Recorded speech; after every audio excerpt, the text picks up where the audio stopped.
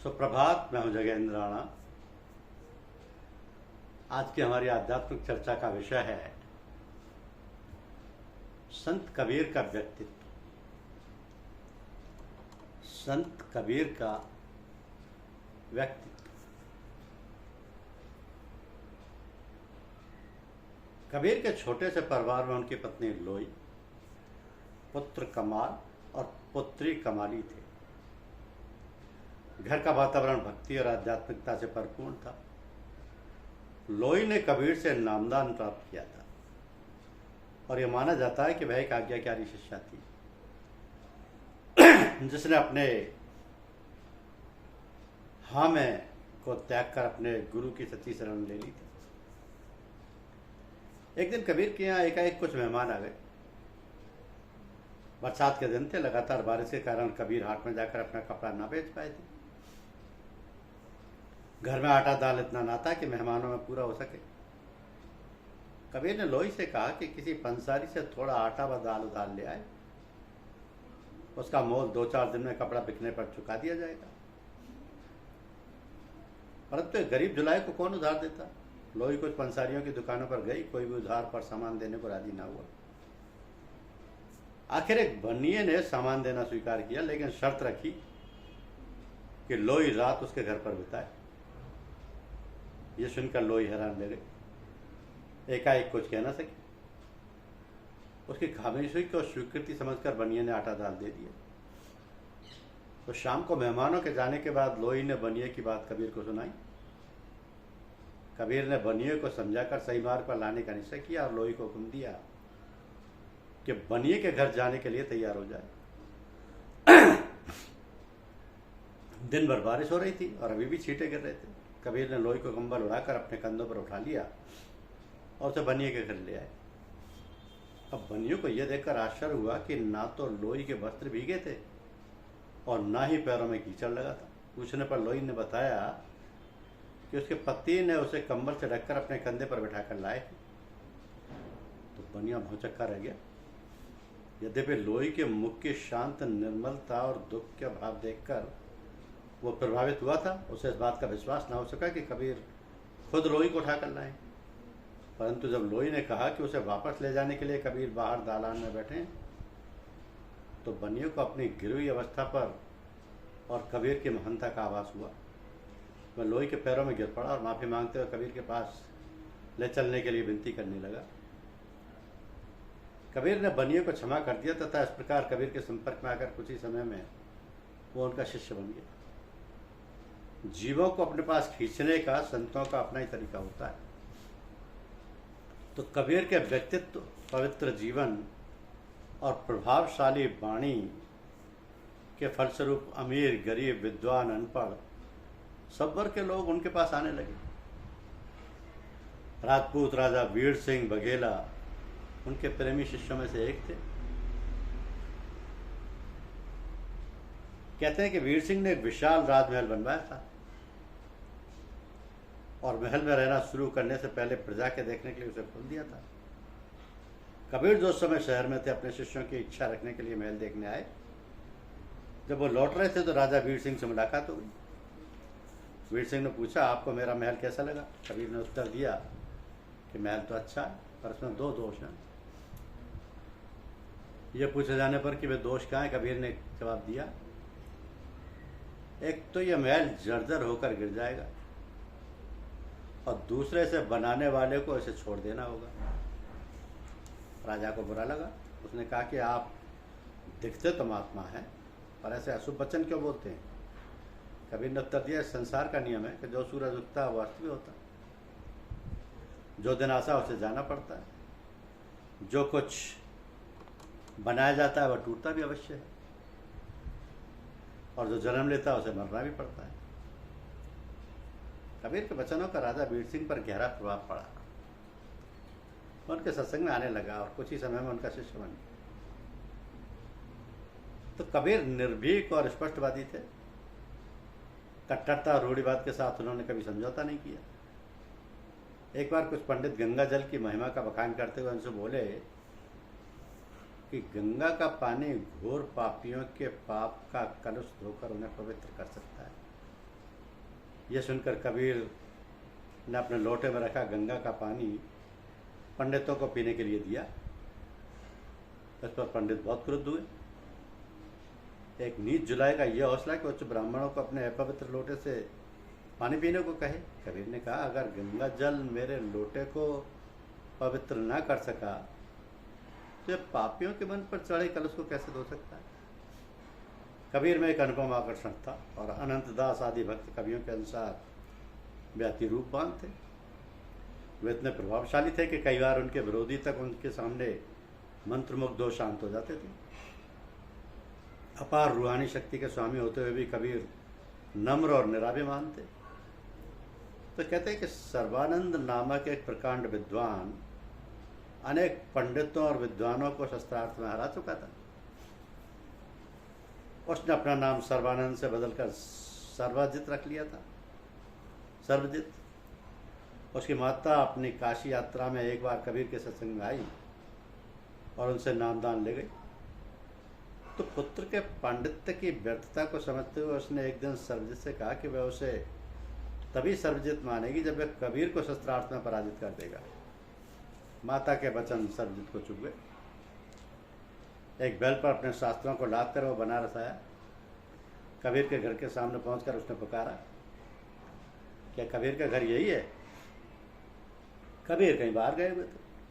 उनकी पुत्री कमाली पुस्तकों से लदे बैल को देखकर और मुस्कुराकर बोली, ये कबीर का घर नहीं, उनका घर तो ब्रह्मा विष्णु और शिव को भी नहीं मिला। कबीर का घर शिखर पर जहाँ से लहली गैर, पाँव न टिके पपील का, पंडित लादे बैल। अर्थात कबीर का घर शिखर खंडों ब्रह्मांडों से ऊपर धुरधाम पर है, जिसका मार्ग इतना फिसलना है कि चींटी के पैर भी उस पर जम नहीं सकते। परंतु पंडित तो लदे हुए बैल के साथ वहां पहुंचना चाहता है। सर्वजित सहसा कोई उत्तर ना दे सका। इतने में कबीर आ गए। सर्वजित की चुनौती को सुनकर उन्होंने कहा कि वे तो एक साधारण अनपढ़ जुलाहा है और इतनी पुस्तकें तो उन्होंने अपने जीवन में कभी देखी भी नहीं। लेकिन सर्वजित शस्त्रार्थ करने के लिए जिद करता ही रहा। कबीर के पूछने पर उसने अपनी माता की बात बताई। इस पर कबीर ने कहा, भाई मैं जानता हूं कि शस्त्रार्थ में मैं आपसे नहीं जीत सकता, मैं अपनी हार मानता हूं। सर्वजित बोला, अगर हार मानते हैं तो लिख कर दे। कबीर ने कहा, मैं तो लिखना भी नहीं जानता, सिर्फ अपने दस्तखत कर सकता हूं, आप खुद लिख लें, मैं दस्तखत कर दूंगा। तो सर्वजित ने लिखा कि सर्वजित ने कबीर को हरा दिया और कबीर ने अपने हस्ताक्षर कर दिए। परंतु घर लौटने पर जब सर्वजित ने कागज अपनी माता को बताया तो देखा कि उसमें लिखा था कि कबीर ने सर्वजित को हरा दिया। अपने लिखने में हुई गलती को सुधारने के लिए सर्वजित वापस काशी गया और कबीर से एक नई पर्ची पर दस्तखत करा के लौटा। परंतु इस बार भी पर्ची पर लिखा था कि कबीर ने सर्वजित को हरा दिया। वो फिर से बनारस गया, लेकिन इस बार भी लिखा हुआ वही निकला। हैरान हो सर्वजित अपनी माता से बोला, ये कबीर तो अवश्य ही कोई जादूगर है, वो कुछ कर देता है और मेरा लिखा हुआ बदल जाता है। उसकी माता कबीर की महानता से परिचित थी। बोले, बेटा कबीर एक संत है, प्रभु के प्रेमी है, जादूगर नहीं। उनके सामने मन के दोष एक और हट जाते हैं और सच्चाई प्रकट हो जाती है। उनसे प्रभावित होकर ना चाहते हुए भी तुम बार बार वही बात लिख देते हो। कबीर को परास्त करने के लिए तुम्हें चाहिए कि यह मालूम करो कि उनका उपदेश क्या है। पुत्र को खामोश देखकर वो फिर बोली, देखो वो कितने नम्र हैं, अपनी अज्ञानता को कितनी आसानी के साथ स्वीकार करते हैं। उनको जीतने के लिए तुम्हें भी दीनता अपनानी होगी, क्योंकि अभिमान कभी नम्रता पर विजय प्राप्त नहीं कर सकता। सर्वजित एक बार फिर कबीर के पास गए, परंतु इस बार उसके साथ पुस्तकों से लदा बैल नहीं था। कबीर के कुछ दिनों के संपर्क ने उसे बदल दिया। वापस आकर उसने अपनी माता का आभार माना, जिसने उसे कबीर के पास जाने की प्रेरणा दी। मैं बोला, माँ कबीर सच में महान है। मैंने उनके चरणों में झुककर अपनी हार मान ली और उन्होंने मुझे नामदान देकर अपने शिष्यों में शामिल कर लिए। तो शुरू में विद्वानों का विचार था कि कबीर पूरे जीवन काशी में ही रहे, परंतु अब इस बात के काफ़ी सबूत मिलते हैं कि उन्होंने अपने लंबे जीवन काल में उन्होंने दूर दूर की यात्राएं की। उनमें उत्तर प्रदेश, बिहार, उड़ीसा, मध्य प्रदेश, राजस्थान और पंजाब भी आते हैं। महाराष्ट्र के कुछ विद्वानों के अनुसार वे पंढरपुर भी गए थे।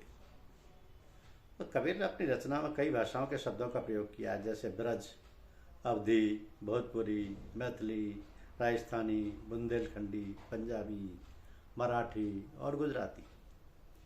उन्होंने संस्कृत, फारसी और अरबी के शब्दों का भी प्रयोग किया है। स्पष्ट है कि अन्य संतों की तरह ही कबीर ने भी अपना संदेश देने के लिए जगह जगह की यात्राएं की। तो कबीर पंथियों के अनुसार वे बलक, बुखारा, बगदाद तथा अन्य मध्य पूर्व के शहरों में गए। यद्यपि कबीर के कुछ दोहों में ऐसा आवाज मिलता है कि वे मक्का भी गए थे, पर उनकी अरब देशों की यात्राओं का कोई ऐतिहासिक प्रमाण नहीं मिलता। गुजरात के कुछ विद्वानों की खोज से पता चलता है कि कबीर ने अपनी लंबी यात्राएं 35 वर्ष की आयु से शुरू की और कई बार गुजरात गए। द्वारका में उन्होंने जैसलमेर के राजकुमार चतर सिंह को नाम दिया, जो आगे चलकर ज्ञानी जी के नाम से प्रसिद्ध हुए। तो गुजरात के भक्त कवि दीन दरवेश के अनुसार कबीर ने पाटन में राजा जगजीवन तथा पालनपुर में राजकुमार अली शेर खान को, जो बाद में पालनपुर का नवाब बना, नाम दिया। इसी प्रकार द्वारका में वहाँ के बहुत बड़े व्यापारी शोभन सेठ और एक प्रमुख ब्राह्मण पुरोहित चौबे राधूमल को दीक्षा दी। तो गुजरात में कबीर से संबंधित 100 से अधिक स्मृति चिन्ह मिलते हैं। जिस प्रकार कवि धर्मदास की संतों के मार्ग पर लाए, धर्मदास को संतों के मार्ग पर लाए, उससे पता चलता है कि वे जीवों को अपनी ओर लाने का कभी कभी अनोखा ढंग अपनाते थे। धर्मदास एक बहुत धनी साहूकार था।